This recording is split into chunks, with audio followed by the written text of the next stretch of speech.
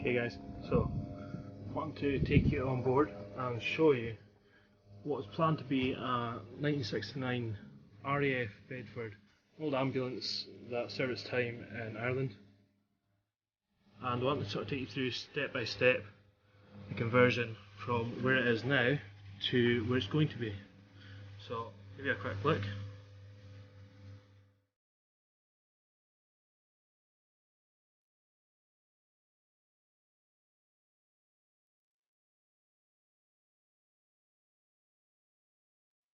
So you see at the moment, this is the new 1969 RAF Bedford. Plan is over the next couple of weeks. I'm planning to renovate this from an old bus into hopefully a modern camper that can be used for the whole family. So keep tuned into videos and follow us as we renovate, start to finish, a bit of British history. Right, so first things first, we're going to get all this old paint off the bus so we can get a new undercoat on and hopefully give the metalwork an extra lease of life.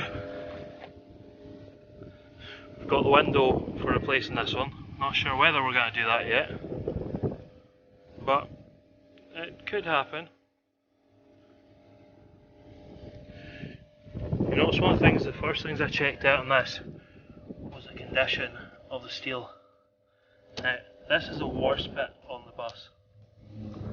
What we're going to want to do is clean all that up and reinforce that with some new steel.